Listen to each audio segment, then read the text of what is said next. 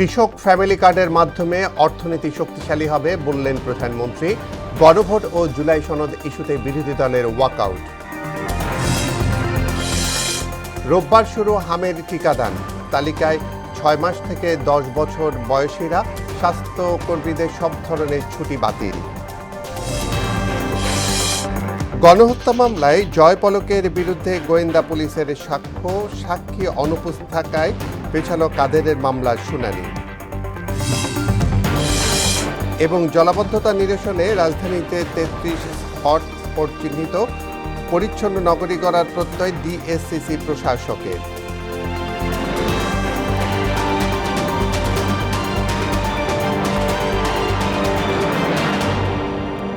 আসসালামু আলাইকুম, মোহনা সংবাদে সবাইকে স্বাগত। এতক্ষণ শুনছিলেন সংবাদ শিরোনাম। পুরো সংবাদের সঙ্গে আছি আমি জাবেদ কারদার। কৃষক কার্ড ও ফ্যামিলি কার্ডের মাধ্যমে দেশের অর্থনীতি আরও শক্তিশালী হবে বলে জানিয়েছেন প্রধানমন্ত্রী তারেক রহমান। বিকেলে জাতীয় সংসদে প্রশ্ন উত্তর পর্বে একথা বলেন প্রধানমন্ত্রী। পাশাপাশি আওয়ামী লীগ সরকারের আমলে পাচার হওয়া অর্থ ফেরাতে বিএনপি সরকার উদ্যোগ নিয়েছে বলেও জানান সরকার প্রধান। এদিকে জুলাই সনদ ও সংবিধান সংস্কার ইস্যুতে সংসদে ওয়াকআউট করেছে বিরোধী দল। নাজমুল ইসলামের প্রতিবেদন। ত্রয়োদশ জাতীয় সংসদের প্রথম অধিবেশনে বুধবার প্রথমবারের মতো সংসদ সদস্যদের প্রশ্নের উত্তর দেন প্রধানমন্ত্রী তারেক রহমান। আমরা মনে করি এই টাকাগুলো এ সময় নির্বাচনী প্রতিশ্রুতি বাস্তবায়নে সরকার বদ্ধপরিকর বলে জানান প্রধানমন্ত্রী।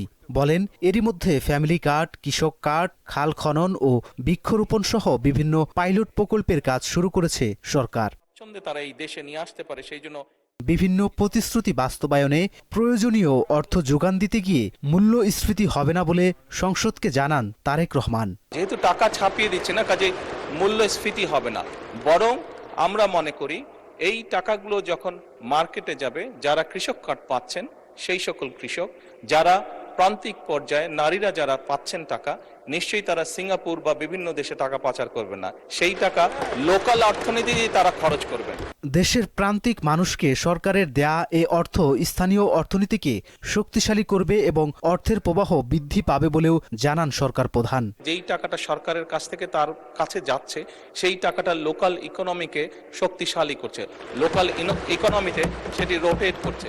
অপর এক প্রশ্নের জবাবে প্রধানমন্ত্রী বলেন, বিগত আওয়ামী লীগ সরকারের আমলে পাচার হওয়া অর্থ ফেরত আনতে প্রয়োজনীয় পদক্ষেপ নেবে সরকার। জনগণের অর্থ, এবং যেহেতু আমরা জনগণ দ্বারা নির্বাচিত সরকার, জনগণের প্রতি এবং দেশের প্রতি আমাদের একটি দায়বদ্ধতা আছে। খুব স্বাভাবিকভাবেই জনগণের অর্থ ফিরিয়ে নিয়ে এসে জনগণের জন্য এবং দেশের জন্য সেটি ব্যয় করা এই সরকারের অন্যতম প্রধান দায়িত্ব। এদিকে গণভোট ও জুলাই সনদ আদেশ নিয়ে বিতর্ক, সংবিধান সংস্কার বাস্তবায়ন আদেশ এবং বিরোধী দলীয় নেতার বক্তব্য ভুলভাবে উপস্থাপনের প্রতিবাদে সংসদ থেকে ওয়াকআউট করেছেন বিরোধী দলের সংসদ সদস্যরা। দেশবাসীর তাদের রায়ের প্রতিফলন হলো না, মূল্যায়ন হলো না। আমরা বিরোধী দলে বসে এই অবমূল্যায়ন আমরা মেনে নিতে পারি না, এই জন্য তার প্রতিবাদে আমরা ওয়াকআউট করছি। অন্যদিকে বিএনপি নেতাকর্মীদের বিরুদ্ধে 2007 সাল থেকে 2005 সালের জানুয়ারি পর্যন্ত 1,42,983টি মিথ্যা ও হয়রানিমূলক মামলা করা হয়েছে বলে সংসদে জানিয়েছেন আইনমন্ত্রী মোহাম্মদ আসাদুজ্জামান। এসব মামলা মিথ্যা ও হয়রানিমূলক ছিল বলে দাবি করে এরই মধ্যে 23,865টি মামলা প্রত্যাহার করা হয়েছে বলে জানান আইনমন্ত্রী। সারা বাংলাদেশে রাজনৈতিক মিথ্যা, গায়েবী, হয়রানিমূলক মামলার যেটা প্রত্যাহার করা হচ্ছে তার সংখ্যা 23,865। নাজমুল ইসলাম, মোহনা সংবাদ, ঢাকা। আমরা যাচাই বাছাই।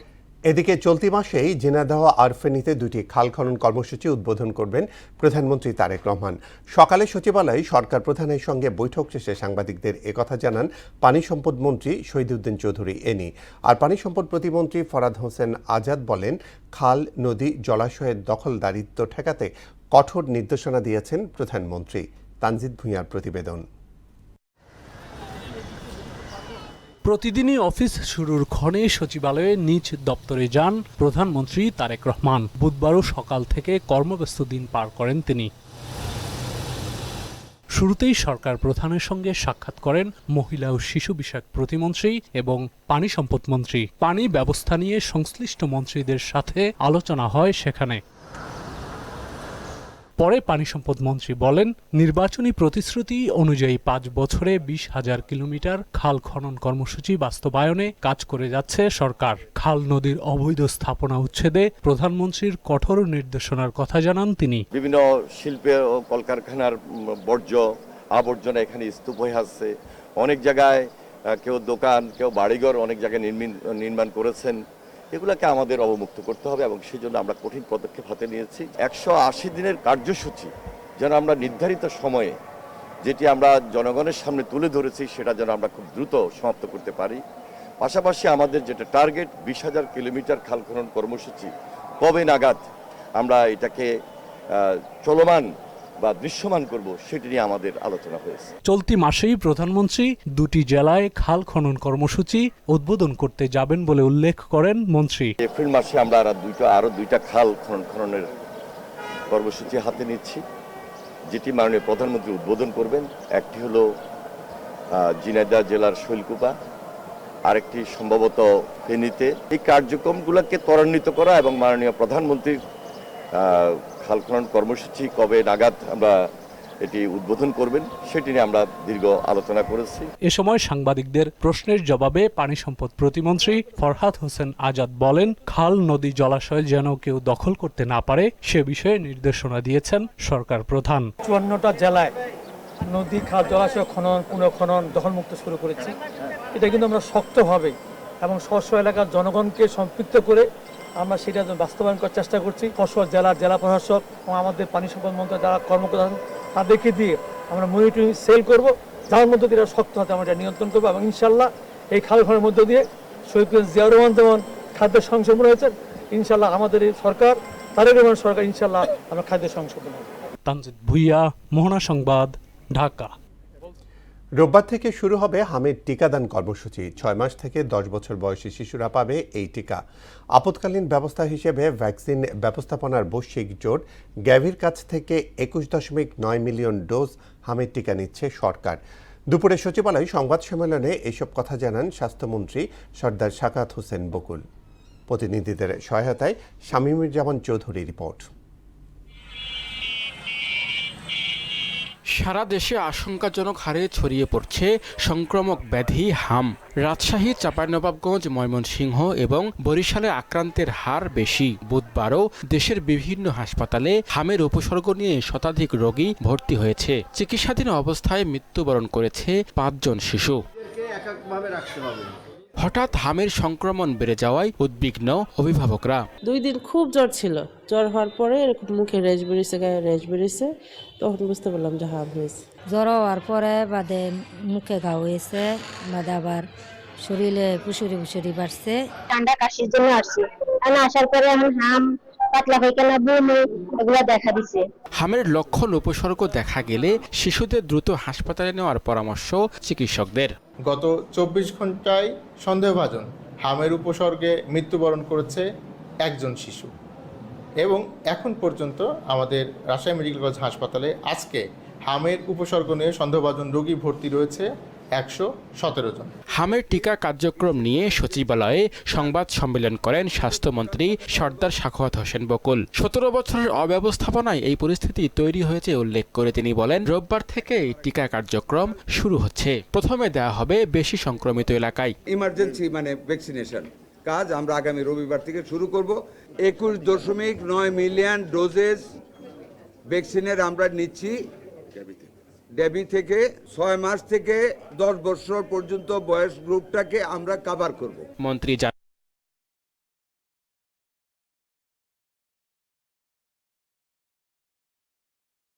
জানান, টিকা কার্যক্রম ভালোভাবে শেষ করতে স্বাস্থ্যকর্মীদের সব ছুটি বাতিল করা হয়েছে। এছাড়া হাসপাতালে পর্যাপ্ত ভেন্টিলেটর এবং প্রয়োজনীয় সংখ্যক শয্যাও প্রস্তুত রয়েছে। সমস্ত ছুটি ফিল্ড লেভেলের স্টাফদের আগামীকাল থেকে আমরা প্রত্যাহার করে নিলাম, কোনো ছুটি থাকবে না। ভ্যাকসিন যারা দেবে তারা সকলে under the supervision of the local officer তারা থাকবে, মাঠে থাকবে এবং কাজ করবে।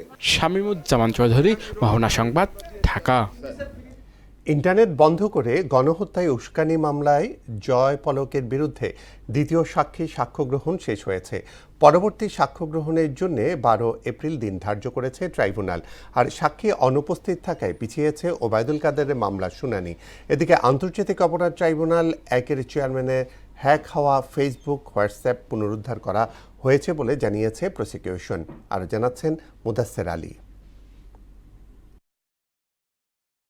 ইন্টারনেট বন্ধ করে গণহত্যায় উস্কানির মামলায় হাসিনা পুত্র সজীব ওয়াজেদ জয় ও সাবেক আইসিটি প্রতিমন্ত্রী জুনায়েদ আহমেদ পলকের বিরুদ্ধে দ্বিতীয় সাক্ষী হিসেবে সাক্ষ্য দিয়েছেন গোয়েন্দা পুলিশের ফরেনসিক ইউনিটের উপপরিদর্শক আতিকুর রহমান। তদন্ত কর্মকর্তাদের কাছ থেকে পাওয়া অডিও ফাইল পরীক্ষা নিরীক্ষার বিস্তারিত তুলে ধরেন তিনি। পরে তাকে জেরা করেন আসামিপক্ষের আইনজীবীরা।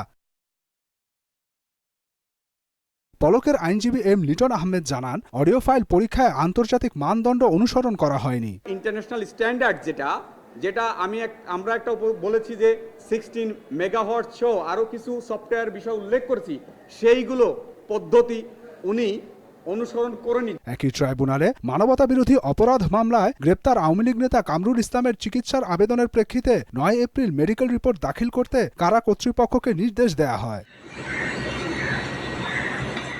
এদিকে ট্রাইব্যুনাল 1-এর চেয়ারম্যান বিচারপতি মোহাম্মদ গোলাম মর্তুজা মজুমদারের হ্যাক হওয়া ফেসবুক প্রোফাইল পুনরুদ্ধার করা হয়েছে বলে জানান প্রসিকিউটর তানভীর জোহা। ফেসবুককে আমরা চিঠি দিয়েছি, কারা কিভাবে কোন আইপি অ্যাড্রেস থেকে আনঅথরাইজড অ্যাক্সেস হয়েছে তার তালিকা প্রদানের জন্য। তারা ন্যাচারালি এটার জন্য 15 দিন সময় নেই।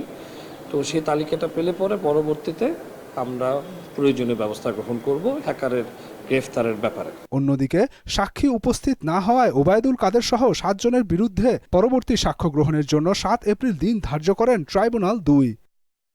এদিকে বিচারের অগ্রগতি সম্পর্কে জানতে বুধবার ট্রাইব্যুনালে যান শহীদ আবু সাইদের স্বজনরা। আবু সাইদ হত্যা মামলার রায় হবে 9 এপ্রিল। মুদাসসির আলী, মোহনা সংবাদ, ঢাকা। রাজধানীর ফুটপাত দখলমুক্ত করতে অভিযান শুরু করেছে ডিএমপি। প্রথম দিনেই মগবাজার, বাংলা মোটর এবং মিরপুর সহ বিভিন্ন এলাকায় দখলদারদের উচ্ছেদ করা হয়।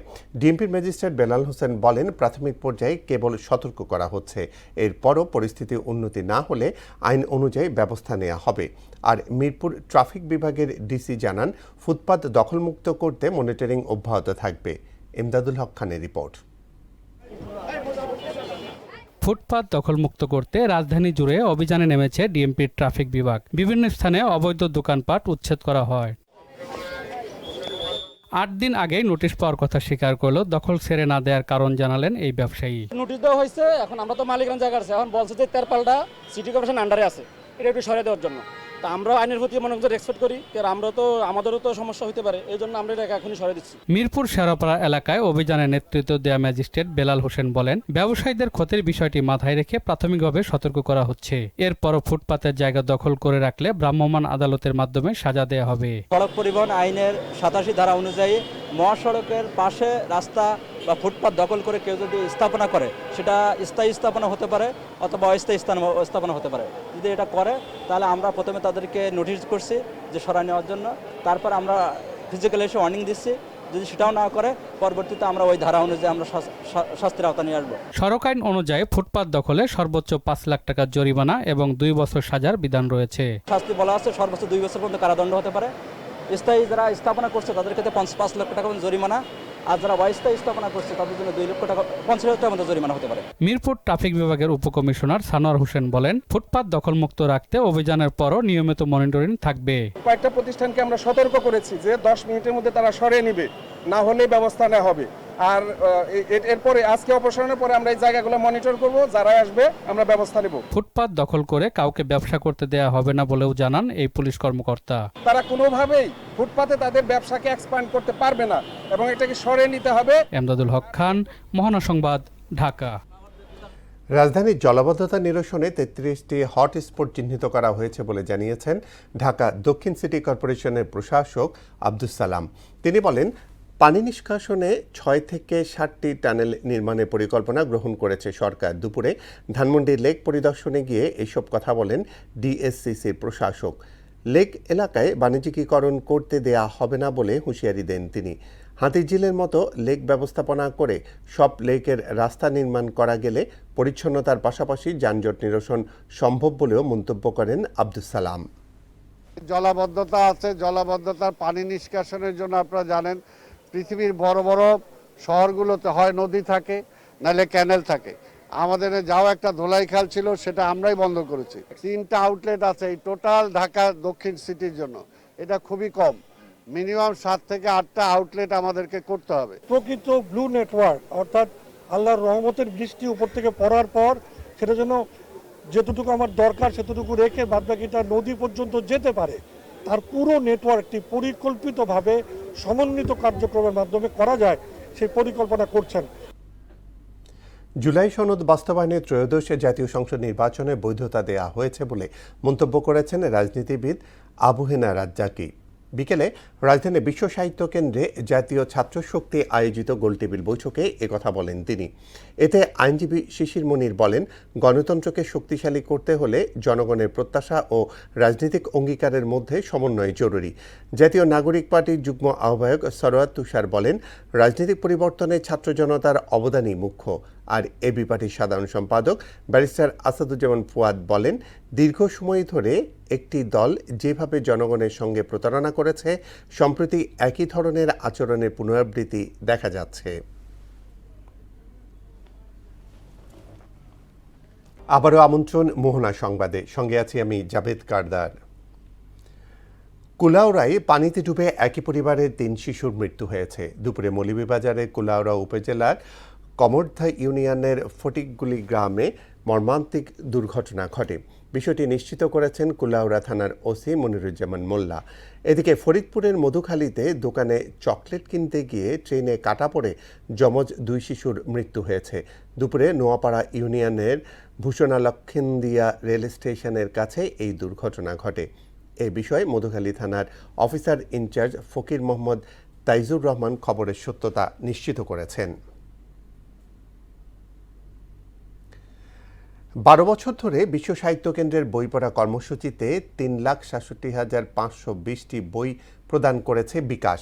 বিশ্ব সাহিত্য কেন্দ্রের প্রতিষ্ঠাতা ও প্রধান নির্বাহী অধ্যাপক আবদুল্লাহ আবু সাইদের হাতে আরও 40,000 বই হস্তান্তর করা হয়েছে। বিকাশের চিফ এক্সটার্নাল অ্যান্ড কর্পোরেট অ্যাফেয়ার্সের অফিসার অবসরপ্রাপ্ত মেজর জেনারেল শেখ মনিরুল ইসলাম বিশ্ব সাহিত্য কেন্দ্রের মিলনায়তনে বইগুলো হস্তান্তর করেন। এই সময় বিশ্ব সাহিত্য কেন্দ্রের নির্বাহী পরিচালক খন্দকার আসাদুজ্জামান, বিকাশের রেগুলেটরি অ্যান্ড কর্পোরেট অ্যাফেয়ার্স বিভাগের প্রধান ও ইভিপি হুমায়ুন কবির সহ উভয় প্রতিষ্ঠানের কর্মকর্তারা উপস্থিত ছিলেন। লাক্স সুপারস্টারের ক্রিস্টাল ট্রফি রহস্যজনকভাবে নিখোঁজ হয়েছে। দেশজুড়ে শুরু হয়েছে জল্পনা কল্পনা। এটি কি পরিকল্পিত চুরি, নাকি এর পেছনে লুকিয়ে আছে আরও বড় কোনো রহস্য? এই ঘটনায় এরই মধ্যে তদন্তে নেমেছে বিশেষ টিম। নেতৃত্ব দিচ্ছেন ওসি হারুন। তার সঙ্গে আছেন অভিনেতা আরিফিন শুভ, যিনি এই তদন্তে যুক্ত হয়ে এনেছেন ভিন্ন মাত্রা। তবে এখন পর্যন্ত ট্রফির কোনো সন্ধান পাওয়া যায়নি। ট্রফি কি সময় মতো উদ্ধার হবে? সব রহস্য উন্মোচিত হবে 3 এপ্রিল সন্ধ্যে 7:30টায় গ্র্যান্ড ফিনালের মঞ্চে। সরাসরি দেখতে চোখ রাখুন লাক্স বাংলাদেশের ইউটিউব চ্যানেল এবং ফেসবুক পেজ এবং চ্যানেল আইয়ের পর্দায়। অবৈধভাবে ইউরোপে যাওয়ার চেষ্টা করে লিবিয়ায় আটক 175 জন বাংলাদেশিকে দেশে ফিরিয়ে আনা হয়েছে। দুপুরে বুধবার সকালে বুরাক এয়ারের ফ্লাইট যোগে তাদের বাংলাদেশে ফিরিয়ে আনা হয়। এদের মধ্যে লিবিয়া ত্রিপোলি তাজুরা ডিটেনশন সেন্টারে বন্দী 113 জন এবং বেনাগাজির গানফুদা ডিটেনশন সেন্টারে বন্দী 62 জন ছিলেন। প্রত্যাবাসিত বাংলাদেশিদের বেশিরভাগই সমুদ্রপথে অবৈধভাবে ইউরোপ গমনের উদ্দেশ্যে মানব পাচারকারীদের প্ররোচনায় ও সহযোগিতায় লিবিয়ায় অনুপ্রবেশ করে। তাদের অনেকেই লিবিয়াতে বিভিন্ন সময়ে অপহরণ ও নির্যাতনের শিকার হন। মধ্যপ্রাচ্যের উত্তেজনাকর পরিস্থিতিতে হরমুজ প্রণালীতে আটকে পড়া বাংলাদেশিদের জ্বালানি তেলবাহী 6টি বাণিজ্যিক জাহাজকে চলাচলের অনুমতি দিয়েছে ইরান। মধ্যপ্রাচ্যের সাম্প্রতিক ঘটনা নিয়ে বুধবার ঢাকায় ইরানের দূতাবাসে এক সংবাদ সম্মেলনে এই তথ্য জানান ইরানের রাষ্ট্রদূত জলিল রহিমি জাহানাবাদী। বলেন, আটকে পড়া বাংলাদেশের 6টি জাহাজ হরমুজ প্রণালী দিয়ে পার হওয়ার বিষয়ে অনুমতি দিয়েছে ইরানের নিরাপত্তা কাউন্সিল। জাহাজগুলো ফেরত আনার বিষয়ে ঢাকা ও তেহরান উভয় পক্ষ কাজ করছে বলে জানান ইরানের রাষ্ট্রদূত। আন্তর্জাতিক প্রসঙ্গ। ইরানের পার্লামেন্টে জাতীয় নিরাপত্তা কমিটির প্রধান ইব্রাহিম আজিজি জানিয়েছেন, হরমুজ প্রণালী অবশ্যই আবার খুলবে, তবে এটি মার্কিন প্রেসিডেন্ট ডোনাল্ড ট্রাম্পের জন্য বন্ধ থাকবে। এদিকে মধ্যপ্রাচ্যের বিভিন্ন দেশে হামলা অব্যাহত রেখেছে তেহরান। সংযুক্ত আরব আমিরাতে ড্রোনের আঘাতে এক বাংলাদেশি নিহত হয়েছেন। আর 2-3 সপ্তাহের মধ্যে ইরান যুদ্ধ শেষ করার ইঙ্গিত দিয়েছেন যুক্তরাষ্ট্রের প্রেসিডেন্ট ডোনাল্ড ট্রাম্প। ঐশী আলমের ডেস্ক রিপোর্ট। হরমুজ প্রণালী অবশ্যই আবার খুলবে, তবে এটি যুক্তরাষ্ট্রের প্রেসিডেন্ট ডোনাল্ড ট্রাম্পের জন্য বন্ধ থাকবে, এমনটাই জানিয়েছেন ইরানের পার্লামেন্টের জাতীয় নিরাপত্তা কমিটির প্রধান ইব্রাহিম আজিজি। এছাড়া যেসব দেশ ইরানের নতুন নিয়ম মেনে জাহাজ চালাবে তারা নির্বিঘ্নে তাদের নৌযান নিয়ে হরমুজ পার হতে পারবে বলে জানান তিনি।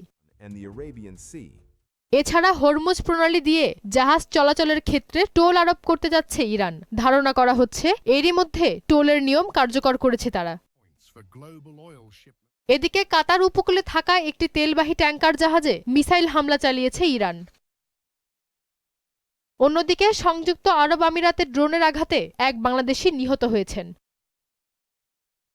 ইসরায়েলে আবারও ক্ষেপণাস্ত্র হামলা চালিয়েছে ইয়েমেনের হুতি বিদ্রোহীরা।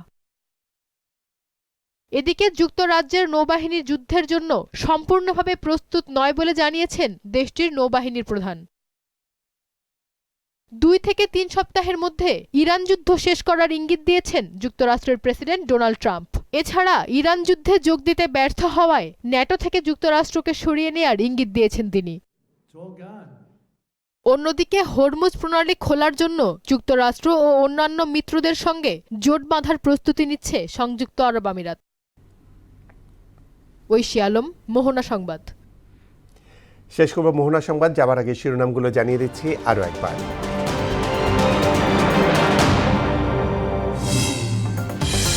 কৃষক ফ্যামিলি কার্ডের মাধ্যমে অর্থনীতি শক্তিশালী হবে বললেন প্রধানমন্ত্রী। গণভোট ও জুলাই সনদ ইস্যুতে বিরোধী দলের ওয়াকআউট। রোববার শুরু হামের টিকাদান। তালিকায় 6 মাস থেকে 10 বছর বয়সীরা, স্বাস্থ্যকর্মীদের সব ধরনের ছুটি বাতিল। গণহত্যা মামলায় জয় পলকের বিরুদ্ধে গোয়েন্দা পুলিশের সাক্ষী অনুপস্থিত থাকায় পেছালো কাদেরের মামলার শুনানি। এবং জলাবদ্ধতা নিরসনে রাজধানীতে 33 হটস্পট চিহ্নিত, পরিচ্ছন্ন নগরী গড়ার প্রত্যয় ডিএসসিসির প্রশাসকের। এই ছিল মোহনা সংবাদে। আমাদের পরবর্তী সংবাদ রাত 12টায়। মোহনার সবশেষ খবর জানতে ভিজিট করুন www.mohana.tv। সংবাদ দেখতে পারেন ফেসবুক, ইউটিউবেও। এতক্ষণ সঙ্গে থাকার জন্য ধন্যবাদ সবাইকে।